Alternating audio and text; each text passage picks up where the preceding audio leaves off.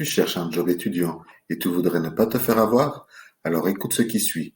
Nous allons aborder ensemble les points principaux de la législation job étudiant.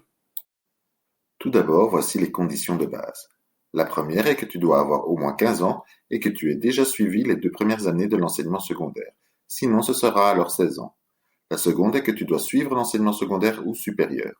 Et enfin, que tes études soient ton activité principale et ton job, lui, soit secondaire. Mais il y a aussi des conditions restrictives. Tu ne peux pas travailler en tant qu'étudiant si ton contrat est de 12 mois ou plus, si tu suis des cours du soir ou une autre forme d'enseignement à horaire réduit, et si tu suis un enseignement à temps partiel. Abordons maintenant le contrat de travail.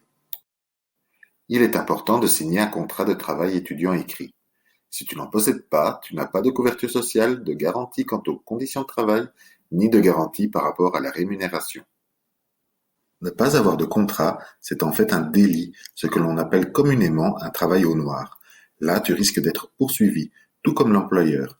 La peine prévue par le code pénal peut aller, oui, jusqu'à une peine de prison. Tu as le droit de mettre fin à ton contrat, mais il y a un préavis, c'est-à-dire des jours de travail que tu es encore obligé de prester malgré la rupture de contrat. Et qu'en est-il du salaire? Eh bien, ton salaire est calculé suivant ton âge et le secteur dans lequel tu travailles. Pour ne pas avoir de déconvenus, il existe des points d'attention très importants. Ces points d'attention sont le nombre d'heures travaillées à l'année et le salaire brut également gagné sur une année. Peut-être tu te demandes pourquoi.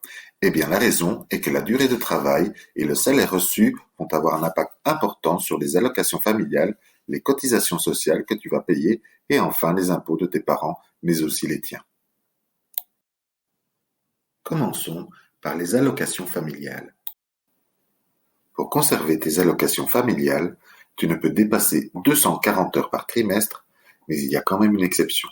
C'est que tu peux travailler sans limite durant les mois d'été, sauf si tu viens de quitter l'école. Sinon, tu risques de perdre les allocations pour le trimestre que tu dépasses. Attention, tout ceci ne concerne que les jeunes de plus de 18 ans et les plus de 21 ans qui sont nés après le 1er janvier 2001. Maintenant, venons-en aux cotisations sociales. Les cotisations sociales, c'est quoi?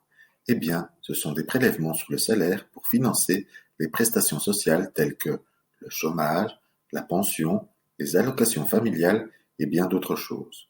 C'est la même chose pour l'employeur. On appelle cela alors les cotisations patronales. Il faut savoir qu'en tant que travailleur étudiant, tu es moins taxé qu'un travailleur normal et ton employeur a des avantages. Mais pour cela, il ne faut pas dépasser 475 heures par an que tu répartis comme tu veux du 1er janvier au 31 décembre. Si tu dépasses, tu seras plus taxé et ton employeur perdra ses avantages. Enfin, les impôts.